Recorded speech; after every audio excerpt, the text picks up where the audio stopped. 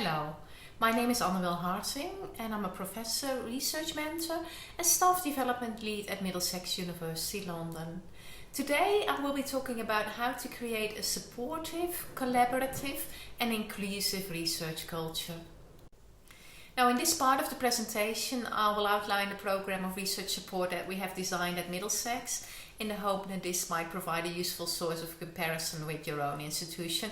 And this part of the presentation will be divided into 6 key areas. First of all, time and money, then workshops and training, then informal meetings, then individual support provided internally at Middlesex, individual support derived from external sources, and then finally general culture building, which is largely run through social media. Now, just to remind you, this presentation is made up of 4 parts. First, I talked about the specific challenges and opportunities that universities that are not part of the research elite face when building up their research cultures. Second, I talked through the key options on how to create a leadership structure for building a collaborative and inclusive research culture. Now, in this part of the presentation, I will outline the program of research support that we have designed at Middlesex University. And then finally, especially for those who are in institutions that are quite new to building up a research culture or who are new in their role as research dean, I will provide some tips on where to start in your first years. I will also highlight some of the key challenges that I have experienced personally. Now first, time and money. At Middlesex we have the normal support infrastructure that will look familiar to most of you. First we have research allowances and practice and knowledge exchange allowances that go up to 200 hours of the normal 550 hour workload. We only provide 200 hours in total, so that can be a combination of research and practice knowledge exchange, or it can be focusing purely in one area. We also provide time buyout for funded research projects and have a research leave scheme where academics apply for sabbaticals for up to 6 months. Finally, like most other institutions, we have conference and staff development funding, which allows academics to pursue professional development opportunities. However, there are 2 new elements that were introduced about 4 or 5 years ago by the current Deputy Dean Research and Knowledge Exchange, Stephen Syret, and those are research cluster leadership and internal research funding. And both are in fact crucial in our guiding principle of supporting early and mid-career researchers. Research cluster leadership allows these academics to build up their leadership skills in an area that they're really passionate about. And virtually all of our cluster leads are senior lecturers.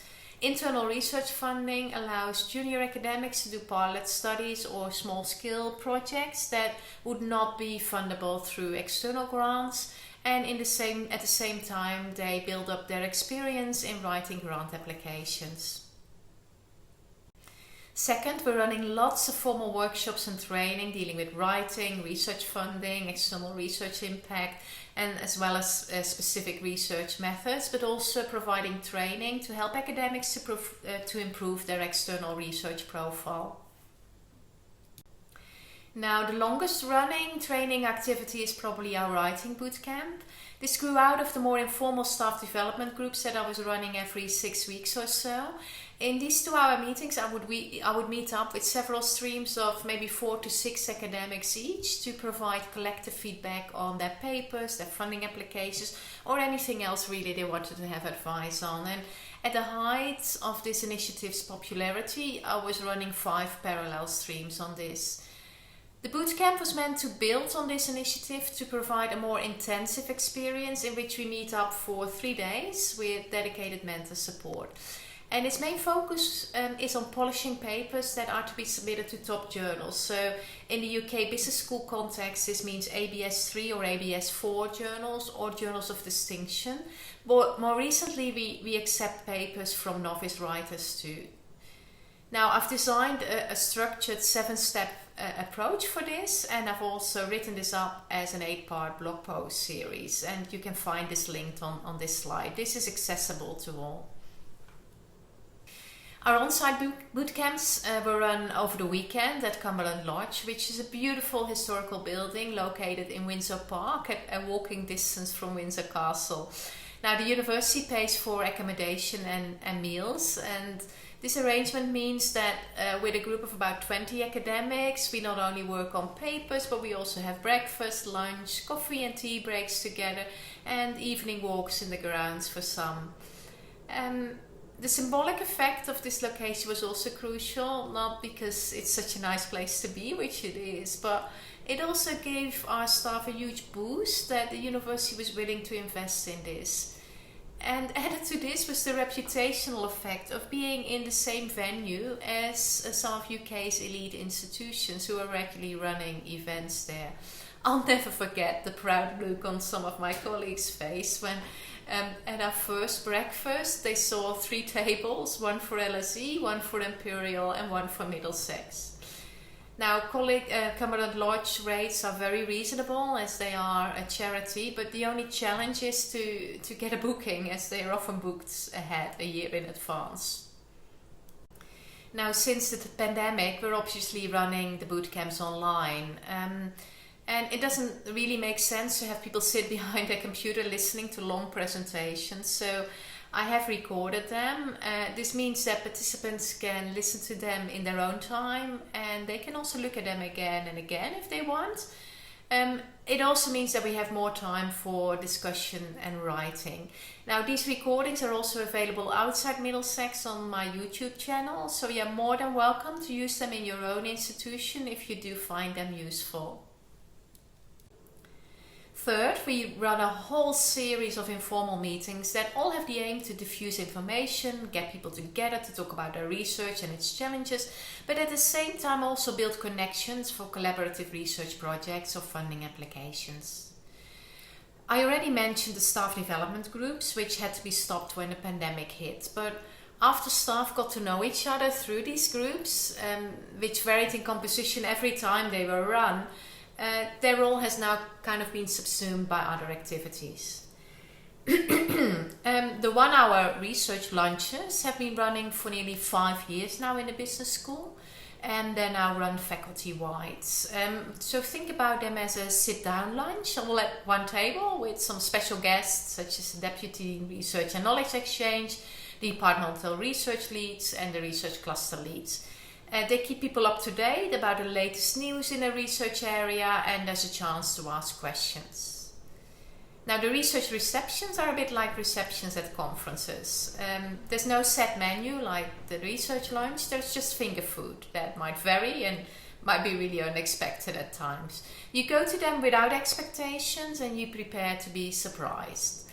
Usually you are pleasantly surprised by the chance encounters with someone who might be able to help you in some way in your research. But most of all, that's simply about reaching out to others, sharing frustrations, chatting about things you have in common, where you are different, what help you need, and where you can help others.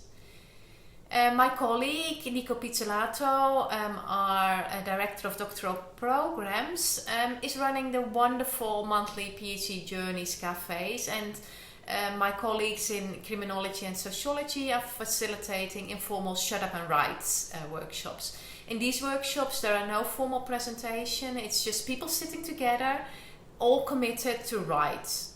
That can be either in a physical presence or in the same Zoom room. Then obviously the research clusters have all regular meetings too, and we have the normal seminar series that most universities have with both internal and external speakers. And then finally, with 3 younger colleagues at other institutions, I'm also running the Signa Women's Academic Network that we established nearly 8 years ago now. Here's a bit more information about that network. We have about 270 members from more than 25 countries and nearly 100 different universities now.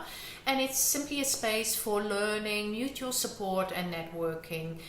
To date, in the last 8 years, we've had 45 2 to 3 hour meetings, and I write up blog posts about most of them.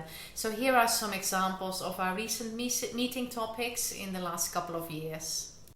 Fourth, we also offer support that can be accessed on an individual basis. So this might be documentary or recorded information, which is offered on the faculty's professional development gateway that I created on our shared drive, or distributed through monthly research bulletins.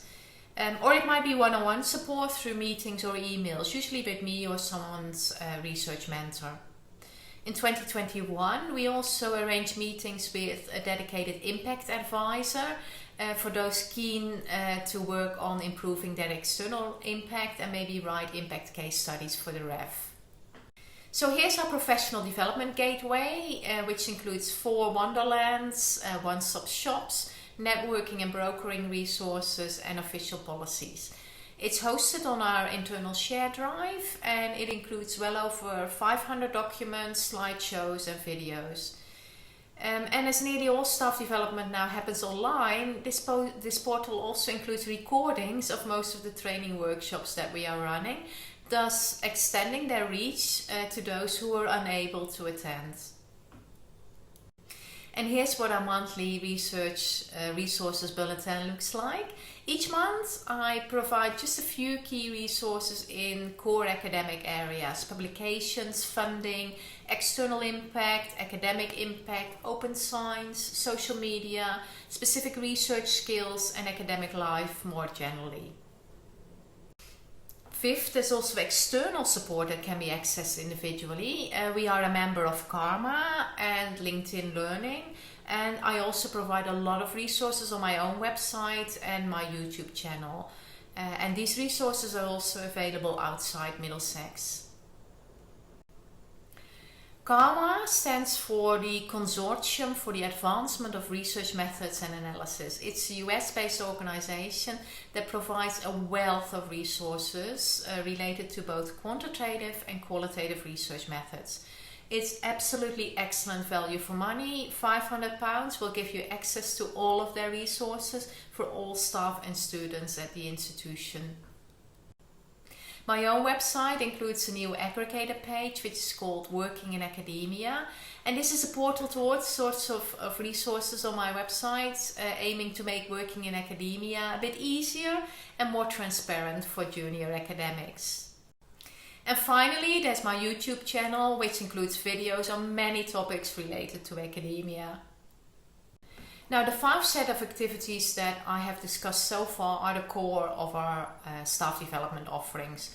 But beyond that, I think a lot of culture building can be done online these days. Many academics are now active on social media, and that is where I learn about and support a lot of their research activities. For 2022, I decided that after 2 years of pandemic working lives, we all needed a bit of a boost. So in the Christmas holidays, I started writing LinkedIn recommendations for my colleagues, my mentees, my co-authors, and others I admire. I'm currently at around 50, and I'm hoping to write many more. I also share these on social media with the hashtag Positive Academia. In addition to that, I share articles and contributions by myself and others that focus on this theme. Now, 2 other colleagues have voluntarily joined me in this initiative.